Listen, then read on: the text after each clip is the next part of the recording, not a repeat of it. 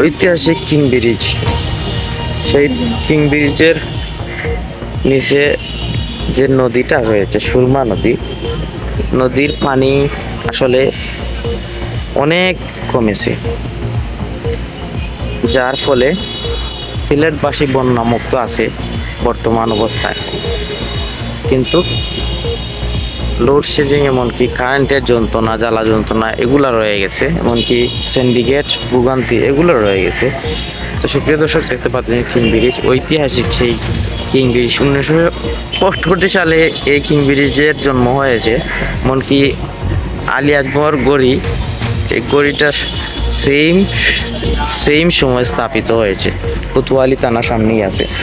তো সুপ্রিয় দর্শক, এ টু জেড পানি কতটুকু কমছে, এমনকি অতিরিক্ত তাপমাত্রা দীর্ঘ 4 থেকে 5 দিন ধরে কিন্তু আপনারা দেখতে পাচ্ছেন, দীর্ঘ 4 থেকে 5 দিন ধরে অতিরিক্ত তাপমাত্রা। পরে আজকে বিকালে কিছুটা স্বস্তি আসলেও, কিছুটা হালকা বাতাস, মৃদু বাতাস, এমনকি কিং ব্রিজের নিচে অনেক মানুষ ঘোরাফেরা করতেছে। এমনকি দেখতে পাচ্ছেন নদীর পানিটা কিছুটা কমলেও, ওই দিকে যদি দেখাই আমি আপনাদেরকে, যে সেলফি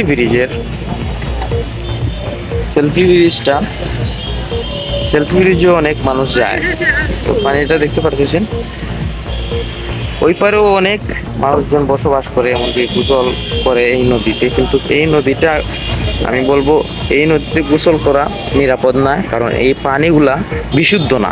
এই পানিগুলা খুবই বাদ, খুবই খারাপ পানি।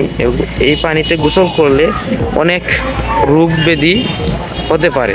এজন্য আমি নির্দেশ দেব এই পানিতে গোসল না করার জন্য। অনেক মানুষই কিন্তু গোসল করতেছে, দেখতে পাচ্ছেন।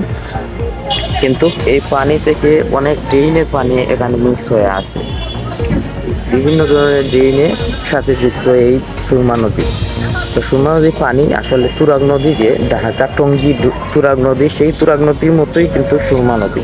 সুরমা নদীর পানিটা বেশি ভালো নয়, তুরাগ নদীর মতোই। টঙ্গী যে তুরাগ নদী, সেই তুরাগ নদীর কথা বলতেছি, তুরাগ নদীর পানির মতোই কিন্তু সুরমা নদীর পানি। ওইখানে অনেক মানুষ বসবাস করতেছে, দেখতে পাচ্ছেন।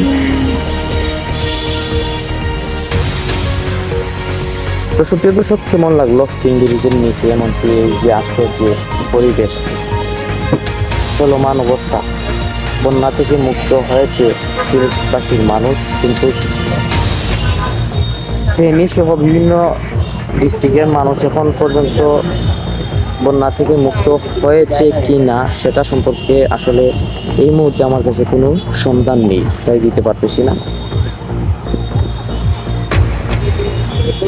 এই সেই কিং ব্রিজ, যে কিং ব্রিজ দিয়ে লাখ লাখ মানুষ যাতায়াত করেন ওই পার থেকে ওই পারে। কিন্তু এখন বড় যে গাড়িগুলো আছে, 3 চাকার গাড়ি, এই গাড়িগুলা কিন্তু এদিকে যায় না, শুধু হেঁটে যেতে পারবেন, এমনকি বাইসাইকেল, মোটরসাইকেল, বাইক এগুলা যেতে পারে। আর বড় কোনো গাড়ি, যানবাহন এই কিং ব্রিজ দিয়ে যেতে পারবে না। এটা বন্ধ হয়েছে আওয়ামী লীগ সরকার থাকা সত্ত্বেও। তো কিং ব্রিজটা অনেক বছর হয়ে গেছে। এই কিং ব্রিজের আমাদের জন্মের পূর্বজন্মের আগের এটা জন্ম হয়েছে, এটার স্থাপিত হয়েছে, তাই এটার এখন মেয়াদ শেষ হয়ে গেছে। এর জন্যই কিন্তু গাড়ি ঘোড়া চলাচল বন্ধ, পায়ে হেঁটে যাতায়াত করতে হচ্ছে সমস্ত মানুষের। তারপরও খুব ভালো লাগতেছে কিং ব্রিজের যে বিষয়। কেমন লাগলো আজকের আয়োজন, ভিডিওর মাধ্যমে দেখানোর চেষ্টা করি, ভিডিওর মাধ্যমে দেখাবো। এটা ভিডিওটা করছি, এমনকি ভিডিও ছাড়বো সন্ধ্যা। ভিডিওটা শেয়ার করবেন এবং কমেন্ট করে আপনাদের মতামত জানাবেন। ধন্যবাদ। Sylhet 24 prime reporter.